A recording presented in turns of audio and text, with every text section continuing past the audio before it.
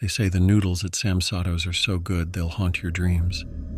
But what if I told you they might haunt more than that?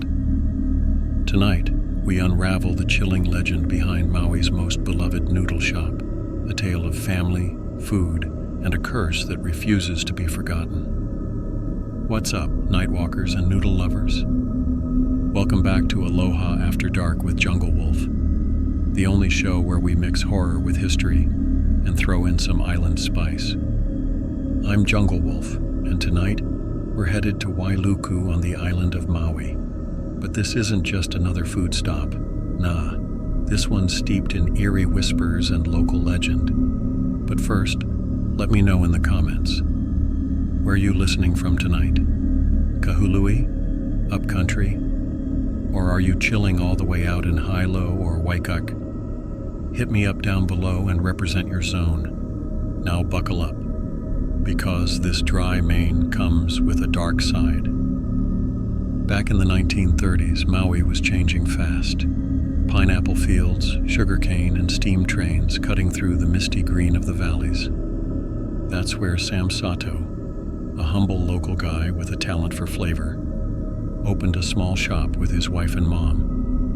They started out with manju and a few local treats, just trying to make ends meet in Sprecklesville. But as the years rolled on, the shop became a full-blown eatery. Locals couldn't get enough, and when they introduced this thing called dry mine, a dry noodle dish that was simple but addictive, that's when things really took off.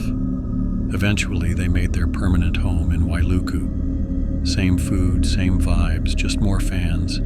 It became a generational tradition. Parents taking their kids, then those kids growing up and taking their kids. You get the idea. But beneath all the flavor and aloha, something else was simmering. Here's where things get weird. Legend says the land the original shop sat on in Sprecklesville was once near an old heiau, a sacred Hawaiian site, a place of offering, a place you don't mess with. Locals say when construction first started, strange things began happening. Equipment breaking, winds blowing through on windless days, and some workers swearing they heard chanting at night. Even after moving to Wailuku, the energy seemed to follow.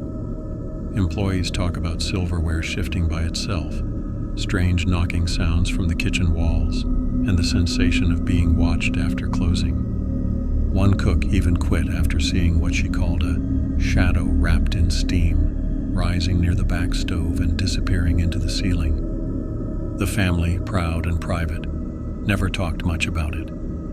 But the whispers grew louder in the community. Some said the curse didn't care where they moved. It had already latched onto them. Here's the twist. The hauntings don't scare the customers away. If anything, it makes the place more legendary. People still line up for the dry mine. They still take their families. Some even come hoping to catch a glimpse of the paranormal between bites. But behind the scenes, it's not all noodles and smiles. There's a tradition that only one person at a time knows the secret dry Maine sauce recipe. It's handwritten, locked in a drawer, and passed down like a sacred scroll. If that person's out sick, no sauce, no dry Maine, no exceptions.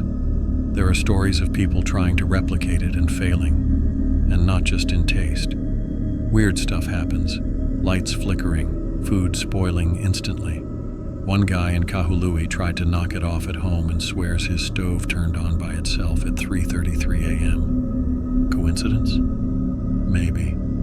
Or maybe that sauce recipe isn't just a secret. Maybe it's protected. Now, decades later, Sam's grandson is running the place, and the legacy still thrives. They go through hundreds of pounds of noodles a week.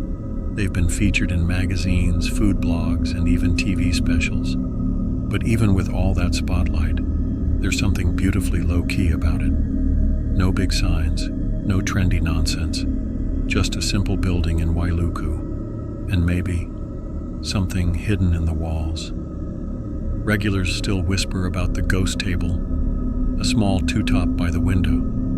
Supposedly, no matter what time of day, the air around it is always slightly colder.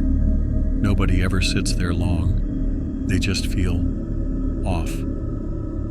One woman swears she saw her late grandfather sitting at that table, smiling, eating a bowl of dry mine. When she blinked, he was gone, and the bowl was empty. Truth, hallucination, legacy. You tell me. Fan question from @Noodle0I69. Yo, Jungle Wolf, is it true they close early because of the ghosts? Haha. Alright, Noodle B0I, real talk. They've always had early hours. It's more about tradition and keeping the business tight. But do some of the staff prefer to be out before sunset? Let's just say, there's more than one reason they don't do dinner service. You feel me? Now it's your turn. Have you ever eaten at Sam Sato's in Wailuku? Did you taste something weird? Or see something even weirder? Let me know in the comments. And if you've got a story about another haunted spot in Hawaii, hit me up. I just might feature it in a future episode. Don't forget to like, comment, and subscribe. Smash that notification bell like a ghost smashing a bowl of dry mane. And remember, a new scary story drops every night at midnight. Until next time, stay hungry, stay haunted, and stay watching. Aloha After Dark, out.